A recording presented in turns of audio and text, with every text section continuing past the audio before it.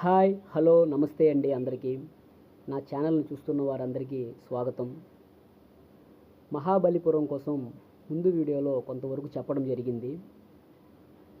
ఇంకా వివరంగా చెప్పడం కోసం ఈ రెండో వీడియో కూడా మీ ముందుకు తీసుకురావడం జరుగుతుంది. ఎవరైనా కొత్తగా చూస్తున్నట్లయితే ఛానల్ని సబ్స్క్రైబ్ చేసుకోండి.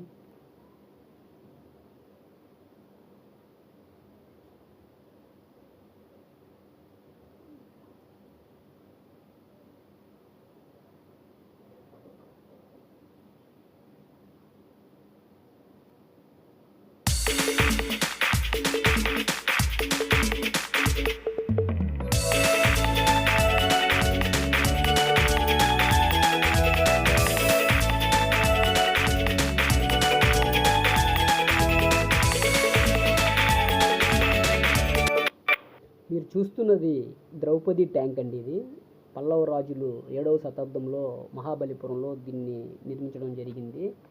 అంటే ద్రౌపది స్నానం చేసే దానికి ఒక స్విమ్మింగ్ పూల్ లాగా అనమాట.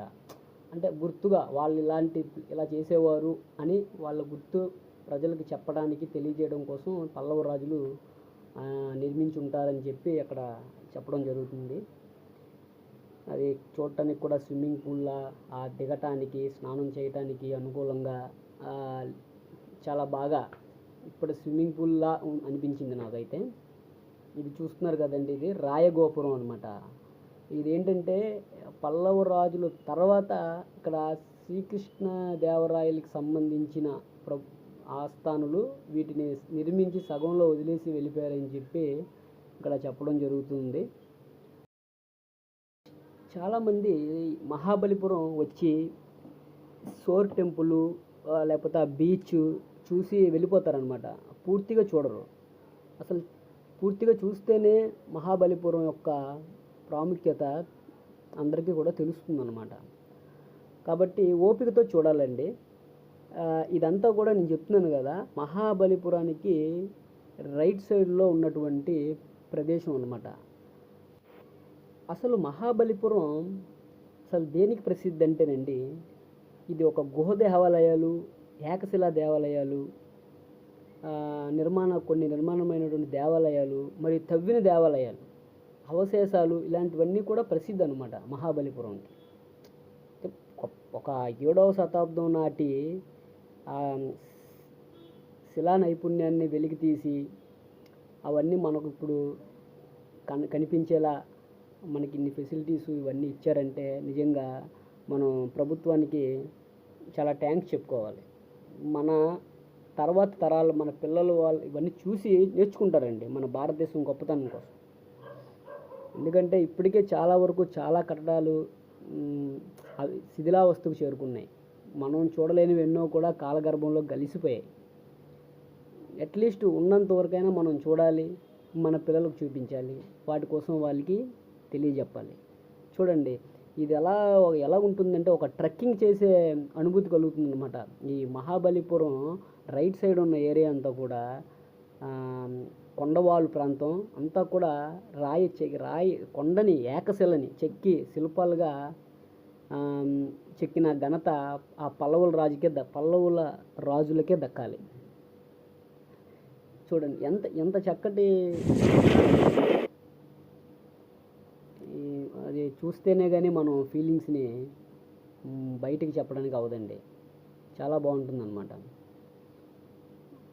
అయితే ఇదంతా చూడాలంటే మాత్రం అండి ఏదో గంటలోనో 2 గంటల్లోనో చూడడానికైతే అవ్వదు. వచ్చారంటే మాత్రం దీనికోసం 1 డే ఫుల్గా పెట్టుకోవాలి.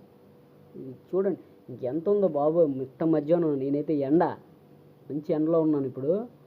చూడండి ఇంకా చూడాల్సింది. ఆ చివరి కనిపిస్తుంది చూసారా టవరు, ఆ టవర్ దగ్గరికి వెళ్ళాలంటే మధ్యలో ఎంత దూరం నేను ఆ కొండ ఎక్కి అప్ అండ్ డౌను, ఆ చెట్లు, ఆ రాయిలు ఎక్కుంటూ వెళ్ళాలో ఒకసారి ఆలోచించండి. అలాగే వెళ్ళి చూడాలి. చాలామంది చూడట్లేదు. ఇంత దూరం వచ్చి చాలామంది అవుట్ ఆఫ్ స్టేట్స్ నుంచి వచ్చి వెళ్ళిపోతున్నారు. ఇవన్నీ జస్ట్ ఆ బీచ్, ఆ సోర్ టెంపుల్ చూసి వెళ్ళిపోతున్నారు. ఎందుకండి, వచ్చి వేస్ట్ కదా. నేను చూస్తే పర్ఫెక్ట్గా చూడాలి, లేదంటే లేదు. చూసారా, ఇదంతా కూడా ఇంత ఓపిక చూడాలంటే ఓపిక ఖచ్చితంగా ఉండాలి. ఇది ఓకే, టాపిక్లోకి వద్దాం. అసలు మహాబలిపురం చరిత్ర 1200 ఏళ్ళ నాటి చరిత్ర అండి ఇది. ఇక్కడ ఇదంతా కూడా నేను చెప్పాను కదా ట్రెక్కింగ్లా ఉంటుందని. ఇది వెళ్ళే మార్గం అంతా కూడా గుహ దేవాలయాల సమూహం అనమాట. అక్కడక్కడ కొండని చెక్కి దేవాలయాలుగా మలిచారనమాట. ఏకశిల ఒకే సింగిల్ రాయిని అలా గుహల్లాగా మలిచి అందులో గోవర్ధన మండపం అని, వరాహ గృహ దేవాలయం అని, మహిషాసుర వర్ధిని మండపం అని చెప్పి చాలా ఒక దేవాలయాలు ఇక్కడ నిర్మించడం జరిగింది ఆ రోజుల్లో. చూడండి, మీకు ఇప్పుడు అది కనిపిస్తుంది చూసారా, ఇది ఏంటంటే గోవర్ధన మండపం అండి. గోవర్ధన మండపం అంటే మనం చరిత్ర తెలిసిన వాళ్ళకి అవగాహన ఉంటుంది. కృష్ణుడు గోవర్ధనగిరిని ఎత్తిన విధానం అదంతా కూడా ఆ టోటల్ పిక్చరైజేషన్ అంతా కూడా గుహ లోపల చెక్కి మనకి వివరించడం జరిగిందంట. కృష్ణుడు పక్కన ఉన్నటువంటి రాధ, ఆ తర్వాత గోవుల సమూహం, గోవర్ధనగిరి ప్రజలు, అప్పటి ప్రజలు వీళ్ళందరినీ కూడా శిలలతో అద్భుతంగా చెక్కి చూపించడం జరిగిందండి లోపల. అవన్నీ నేను చూసాను. సో వీడియో ప్రతిదీ తీయడానికి టైం లేక నేను తీయలేకపోయాను, కానీ మ్యాక్సిమం నేనైతే కవర్ చేశాను. చూడండి ఇవన్నీ కూడా చూడండి, సింహపు ఆకారం లోపలైతే ఇంకా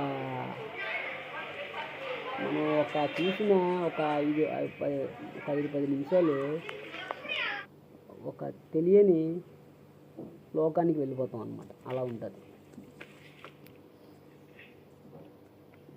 ఇంకా అలాగా ఆ కొండను చూడండి, ఆ కొండలో మెట్లు చూడండి ఎలా ఉన్నాయో, అవన్నీ ఎక్కుకుంటూ అలా ముందుకు వెళ్తే అప్పుడు ఇంకొక గుహ దేవాలయం ఉంటుందన్నమాట. ఏదైనా లాస్ట్కి వెళ్ళేటప్పటికి ఎలా లేదన్నా స్టార్టింగ్ నుంచి చివరి వరకు వెళ్ళేటప్పటికి ఎలా లేదన్నా ఓపికతో ఒక 4 hours పడుతుంది ఈజీగా.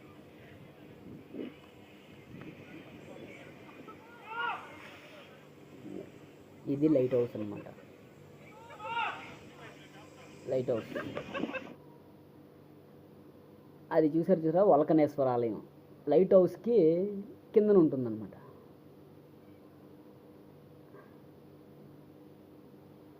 ఇది లైట్ హౌస్ అనమాట. దీన్ని స్టార్టింగ్ మొట్టమొదట 1900వ సంవత్సరంలో వెలిగించడం జరిగింది. మనకి అంతకుముందు పూర్వకాలంలో దీన్ని మరి ఎప్పుడు స్టార్ట్ చేసి ఉంటారో తెలియదు, కానీ మనకు తెలిసినంత వరకు 1900లో ఇది ఫస్ట్ లైట్ ఆన్ చేయడం జరిగింది.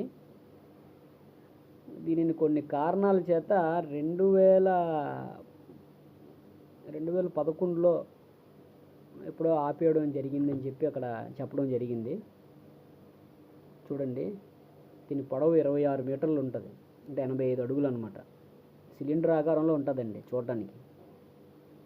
పైకి వెళ్ళాక నాకైతేనండి ఉచ్చపడింది అంటారు చూసారా, అలా అనిపించింది అనమాట. థ్రిల్లింగ్ బాబోయ్, ఆ హైట్, ఆ బీచ్, అక్కడి నుంచి చూస్తే బీచ్ మొత్తం, షోర్ టెంపుల్ క్లియర్గా కనిపిస్తుంది అనమాట. అసలు మహాబలిపురానికి మెయిన్ షోర్ టెంపులే కదండి, చూడటానికి అందరూ వస్తుంటారు. సో అది ఇక్కడి నుంచి కనిపిస్తుంది అన్నమాట క్లియర్ కట్గా. ఈ చూసారండి, స్టార్టింగ్ నేను ఎక్కడి నుంచి అయితే వచ్చానో అదంతా కనిపిస్తుంది. రాయి గోపురం కానీ, కృష్ణ మండపం, అదే చెప్పాను కదా గోవర్ధన మండపం, అవన్నీ అక్కడ కనిపిస్తుంది.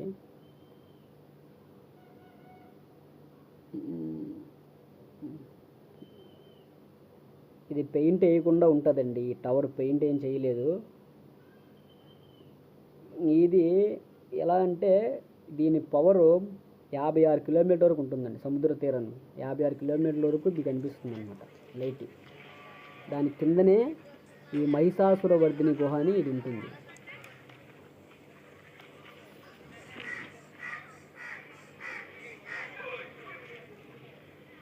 ఇందులో 3 గర్భగుడి ఉంటుందండి. 3 గర్భగుడులు గుహ గోడలపై నిర్మించబడి ఉంటుందన్నమాట.